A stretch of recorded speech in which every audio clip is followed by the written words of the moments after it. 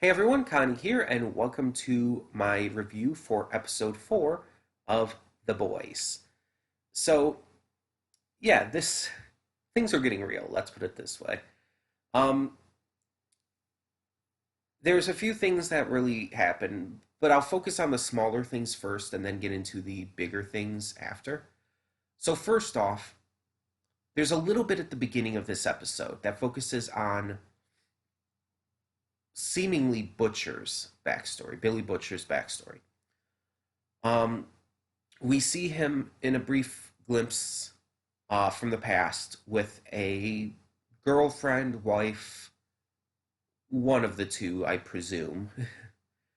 um, and they seem very much in love, but then it kind of zooms ahead to the current day, and he checks out this video footage of her. So I'm assuming she's gone. She's probably dead. And I'm wondering if maybe it's a similar situation to what happened with Huey. Maybe he went through losing his loved one due to superhero incidents as well. Probably not the same exact kind of thing, but I'm just wondering if it's similar at all. It definitely adds a little bit of depth to his character that I'm definitely interested to see explored as we go into the future. Because it definitely seems like every member of their crew right now has a reason to hate supers. They all have a reason that they don't like the superhero society and are, well, working as part of this group to stop it in a way.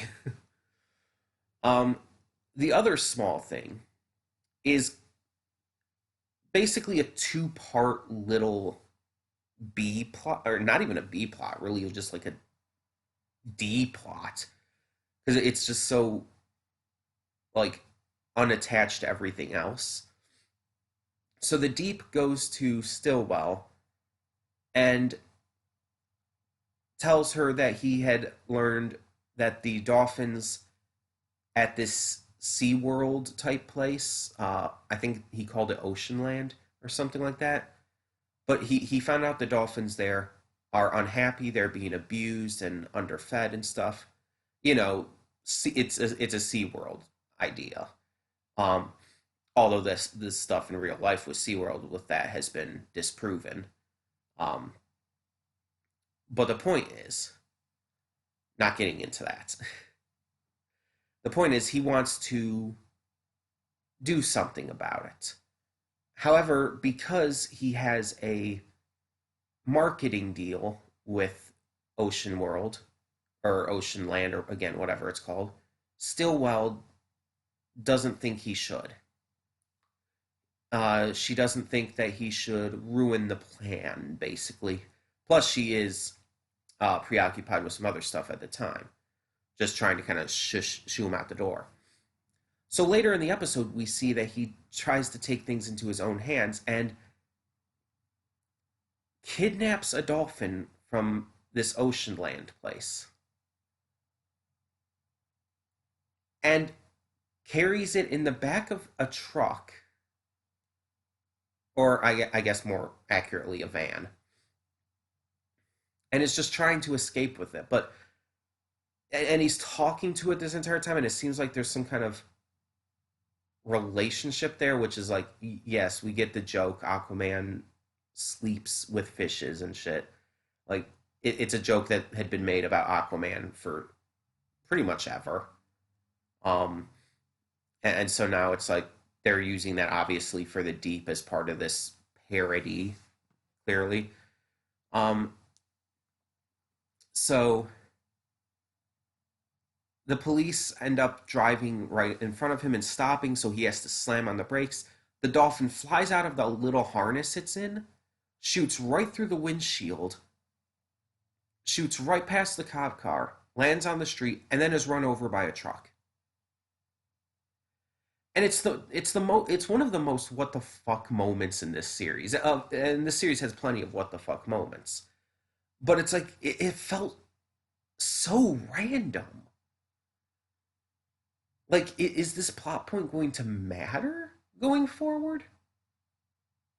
Don't actually answer that. I don't want spoilers, but I'm just so confused as to the point of all of that. It seems so random and weird and out of place, and I don't even know. And I'm not saying that it's necessarily a bad thing. It was funny, honestly, just how sudden that was too. Um, I'm just wondering, what are they going to do with that going forward with the deep? Because it's not like it's trying to make us like his character, because we hate his character with what he did to Starlight. So there's got to be another reason, I guess, but I don't know what it could be. Um, we also have a couple of big main plots here. So our crew is trying to find more out about Compound V after what happened in the last episode with Popclaw. They get some information from her, specifically about where um, A Train gets his Compound V from. And it's at this point they go to this secret, like, warehouse kind of thing, sneak past all the guards, and start searching for it because they hopefully plan to use it as part of their goal to take out the supers. And that's when Frenchie finds this young girl locked behind a cage and, wanting to help her, frees her, only to find out when the guards return that she's crazy. She leaps out of the cell, attacks and murders violently all the guards except one who commits suicide to avoid being murdered violently by her, and then she runs away. And it's really sudden and really intense. Um, and I found out after watching that she's the character I've been waiting for, and it's like that kind of throws me off quite a bit. Um, because God, I can't remember her name right now. Let me just check here real quick, just to get the name right. Um,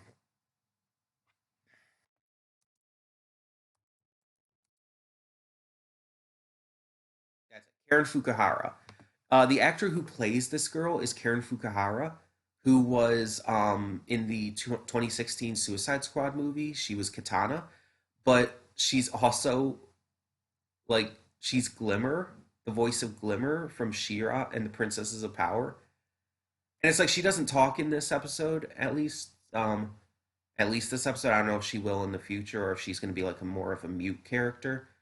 But it's like I was waiting for Karen Fukuhara's character to come up. I even mentioned this in a previous episode review, because I knew that she was in this, and I said in that other review that I was like, I wonder if I'll recognize her by her voice or whatnot.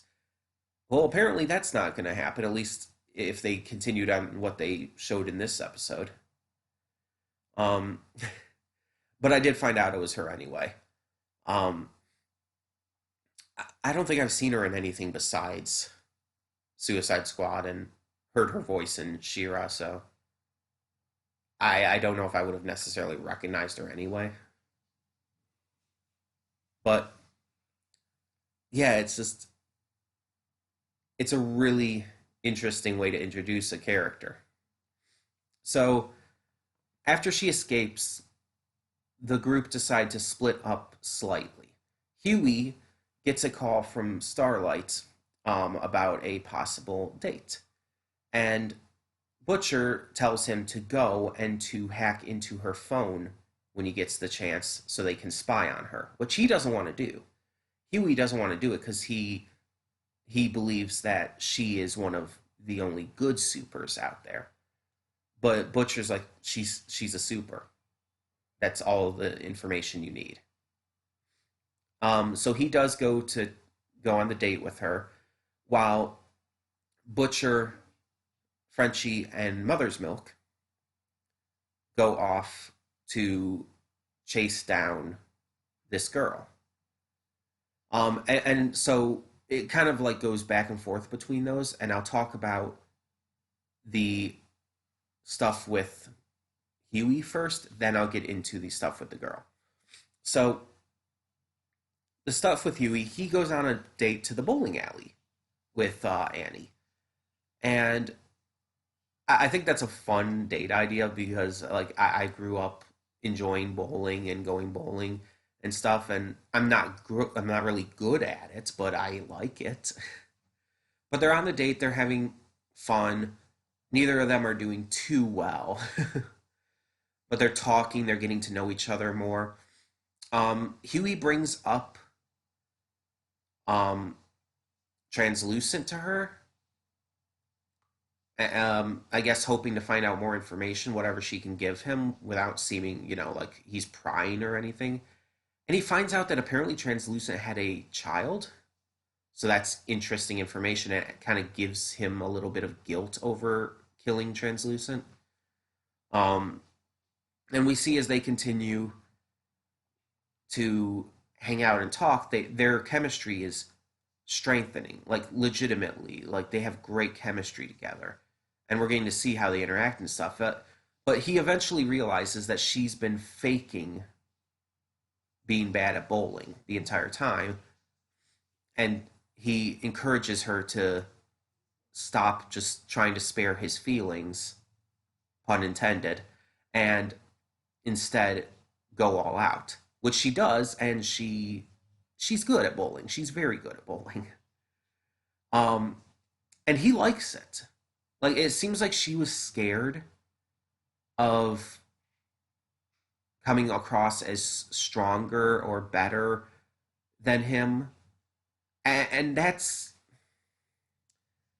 I feel like that is a really unfortunate implication because it also mentions during this that she grew up in a Christian setting.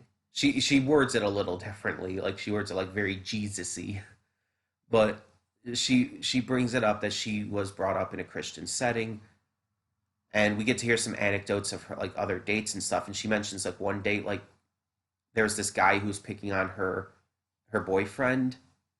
She stood up for him and beat the guy up, and her boyfriend never talked to her again. And it's I guess the idea of being emasculated. But the thing here that to take into account is that this is a real thing that is actually very prominent and prevalent within um, more conservative, right wing, and just generally Christian scenarios. Just from my own experience, as well as experiences I've seen and heard of from others, um, they tend to like kind of a lot of times, especially in the Christian part, a lot of these people tend to kind of go off on this entire thing about women serving under men, and that women shouldn't try to be stronger or better than men, that they should just be basically acting like support. And they try to basically shame these girls into feeling bad if they show up a man, and especially if it's a man they're in a relationship with. And this is a very common thing I've seen. These poor girls just being shamed into shit like this, into believing shit like this, as part of a false ideal of Christianity, as part of a false ideal of like healthy relationships and stuff. And it's gross, it's sick. And to see her like so afraid to show her true talent because of it, it's sad.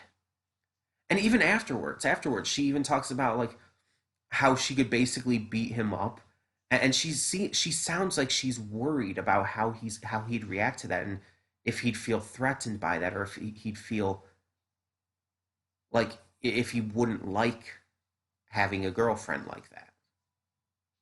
That's definitely how her performance is making it come across. And that's really upsetting that she's ingrained that she's her mind is ingrained to think that way. And she like but thank God for Huey. Thank God for Huey. Because like she brings up like as a specific example, like I could bench press you, and I love his reaction to this. It is one of the funniest things in this series, but also one of the genuinely cutest and nicest things. Um, his reaction is so fucking funny. He perks up hard when she says that. Like you see his face like light up at that idea. And he even says, like, is that a threat or a promise? Like he sounds excited at the idea that she could bench press him. And it is yeah, it's funny, it's goofy, but it's also genuinely cute and nice. And it's like, oh my god, Huey, you're an angel. Because it's like it was clear that she was super fucking worried about that. And I'm sure he picked up on that to some degree. But it was super clear that she was really concerned about that kind of thing. And it's just he cracked a joke to lighten the mood and to show that he actually likes that kind of thing, that he actually likes strong women. Not just because of the idea that they could kick your ass or they could bench press you or anything, but it shows that he respects her and that he wants her to be her strongest and best self. That he's not going to want her to hold back to try and fit some kind of mold that society places on her. And it's just, I love it so much. It's so good. But he ends up seeing like a vision of his dead girlfriend, um, which kind of snaps him out of just all the happiness and fun that was going on. And while Annie heads off to the restroom or whatnot, he does hack into her phone. So, yeah, that does happen. Unfortunate as it is. But they do have such legitimate chemistry, and I love it. Um, while all of this is going on, though, um, the rest of the crew is hunting down the girl. So they first end up following her to this nail salon where she had violently murdered the head stylist or whatever.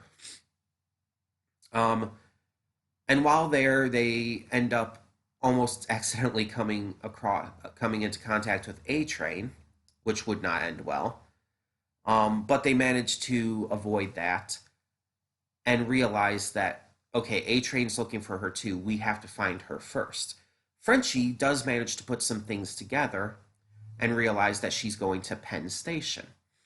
So they follow her there and split up to look for her. Frenchie finds her in a tech store, um, kind of hiding while listening to some music that she likes.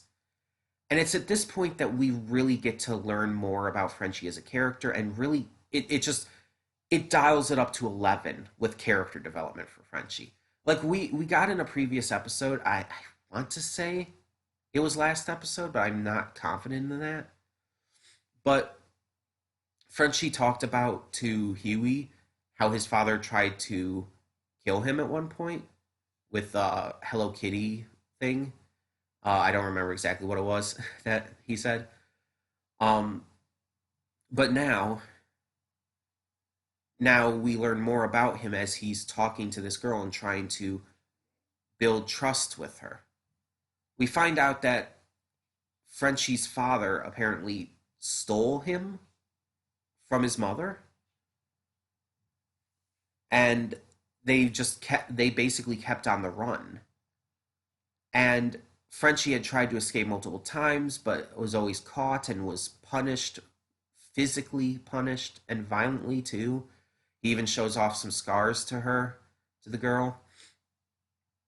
And we see him actually getting really emotional, trying to genuinely help her because she had been trafficked and everything here, and seeing how she was being used and shit, having something to do with the Compound V. We see here that Frenchie truly wants to help her, and it's the sweetest thing. And it's like we get to see a new side to him that's really cool. And it's like I already liked Frenchie, but now I'm just really starting to love him. Like he's becoming one of my favorite characters without question. Um, and so he almost gets through to her, but the TV that was playing the music she likes switches stations. Someone changes it. It causes her to freak out a little and run away again. Um, Frenchie meets back up with the other two, and an argument ensues between Frenchie and Mother's Milk that almost causes them all to break up again. But Butcher brings it back together with this rousing speech about the Spice Girls. Basically amounting to he like asks them about like, oh, what is Baby Spice doing nowadays? What is Ginger Spice doing nowadays? He's like asking all about all of them, and he makes a point of like talking about how they're not really successful anymore, how they're either not doing anything, they're in trouble with the law and stuff, or they're even one of them's even releasing music still, but it's not good. And so he brings it to the point where it's like alone they suck ass, but together they're the fucking Spice Girls. And and it's really fucking funny. It's an amazing analogy, and I love it so much. But it's really fucking funny. Like the other two even question afterwards, like, wait, how do you know so much about the Spice Girls? And he just changes the subject, refuses to answer, and it's like, oh, so Butcher's just genuinely a fan of the Spice Girls. Okay, I mean, fair enough. There's nothing wrong with that. I mean, I like the Spice Girls enough. I never listened to like a shit ton of their music, but I enjoyed the music I had listened to. But that's it's just really funny. Um, but it ends up working, and they continue their search.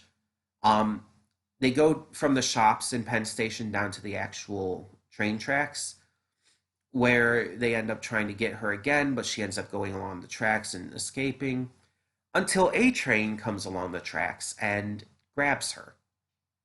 And I mean, there's kind of a joke in there, the fact that A Train is running along the train tracks, but more importantly, he grabs her, tries to take her, she fights back, he fights against her, and Frenchie starts a distraction by having all the people on the waiting on the train notice A Train and want selfies with him and everything, allowing them to try to get the girl again. Frenchie tries one more time to just reason with her, even bring up the line, what if she's a Spice Girl? Like, again, using the analogy from before, and it's fucking hilarious, but I also love you so much, Frenchie. Um, he tries again, it doesn't work. She attacks him, so Butcher smokes them both, putting them under, and that's kind of where that storyline ends. I'm really interested to see where it goes with this girl, like what kind of role is she going to have, and what is her role in the Compound V and everything. I'm definitely interested to see where they take this. Um, but I love this build up that they're giving, or this development that they're giving to Frenchie. I love the possibility of Frenchie and this girl maybe bonding. That would be cool. And just even some development to Butcher in this episode with his love for Spice Girls, and even with his history, seeing a little bit of his past with this again girlfriend or wife or whatever.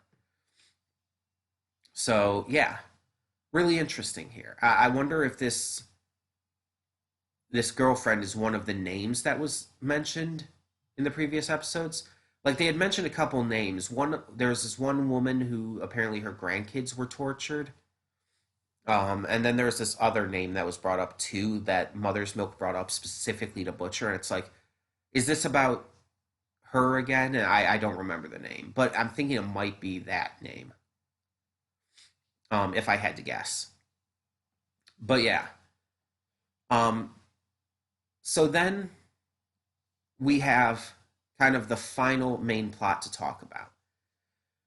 So Stillwell gets a call that there's this commercial airplane with 123 passengers on board that has been hijacked mid-flight. So she sends, um, oh God, why is my mind blanking on his name? Homelander. She sends Homelander and Queen Maeve to solve the situation. They get up there, they enter the plane by opening the pressurized doors, which does send one of the hijackers out of the plane. They do manage to shut it. No one else goes out. They take out the hijackers, but find there's one more in the cockpit. But they're not able to take him out or stop him before he can shoot the remaining pilot who's still alive. Homelander kind of snaps at that point and lasers the guy in half, but also destroys the console. And this kind of begins, in my eyes, the biggest and most horrific moment of this episode. And definitely kind of a big turning point, which I'll get to in a bit. But Homelander and Queen Maeve argue about how to stop the plane, how to fix things, how to save all these people, because that's what they were sent up there to do, to save the people, as it would help them with their, it would help Vought with their goal of getting supers in the military. Maeve is really wanting to save them, trying to figure out any kind of solution, but Homelander just doesn't care. He's like, oh no, that's not going to work. I can't do that. There's nothing we can do about this. Let's just go. They're a lost cause. We're done here. Um, and Maeve is trying to figure out anything she can do. Like, she even tries to just save at least two kids. Just two kids. Which easily she and Homelander could carry down. Easily. But Homelander gets angry and it's like, no, no, this isn't happening. This is not what's happening here. And so he forces Maeve to leave with him, leaving everyone behind to die as the plane goes down. And but there's this moment before he does, though, like everybody on the plane is just trying to like get them to help and everything. They're crowding up around him, and he starts yelling at them to get back, like really like yelling at them like hardcore, and then threatens to kill them all with his laser vision. Even like low like starting to activate it. Like as in, yeah, he would have easily killed them there. Like that. He forces Maeve to just leave, and they do. And we find out later that, yeah, it's very likely every person on board that plane died when it crashed. No survivors have been found. This is a big turning point because, like, we've seen as the episodes progress, we've seen Homelander's true nature come out more and more. But this was a step up for that because we've seen him have kind of almost this hidden nature to him. But in this case, he lets it loose and he goes hard with the villainy. And and then they end up talking to a news reporter who's reporting on the crash and everything.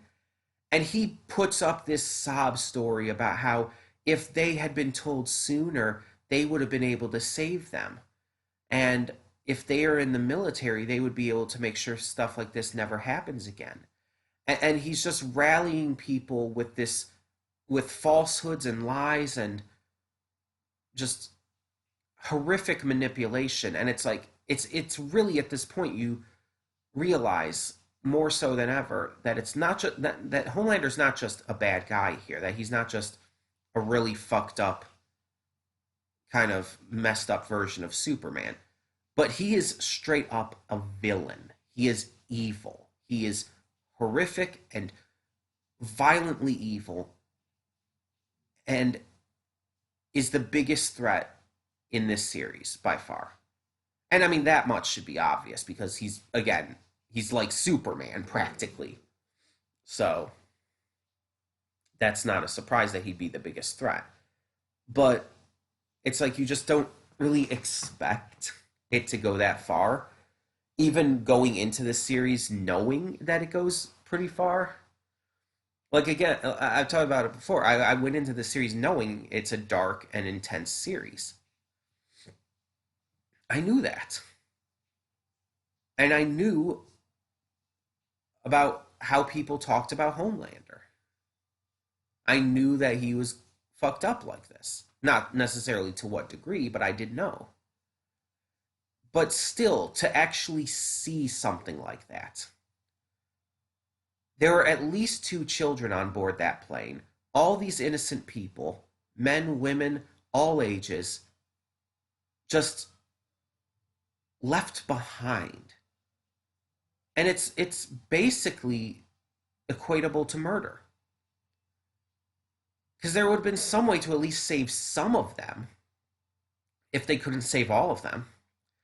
And yet he didn't even really try. In fact, he actively went out of his way to deny trying. He actively chose to say no to helping anyone, even just two little kids. And it's like, oh my God.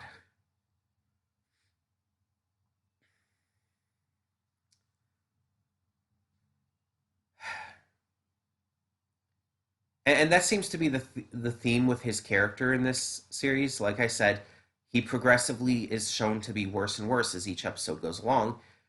And I'm guessing that because of this, because of how they're handling that, I have to guess that by the end of the season, like in the last episode, he's going to do something so horribly evil that it's probably not even going to be able to be hidden anymore. That's where I feel like this is kind of going. I don't know for sure. I don't know where this is going. Um, but that seems like the most logical place.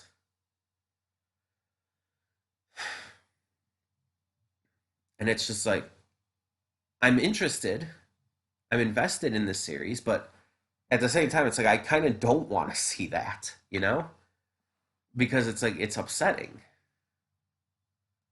But either way, either way, tell me in the comments below what you thought of this episode of The Boys. And if I forgot to mention anything, please let me know. But as always, no spoilers. I wish to continue going into this as blind as possible, especially considering I'm doing episodic reactions for it. So no spoilers going forward. But just tell me what you thought of this episode specifically. Or even past episodes you can bring up as well. So, that being said, thank you so much for tuning in. And for now, I'm Connie, and I'm signing off. See y'all next time.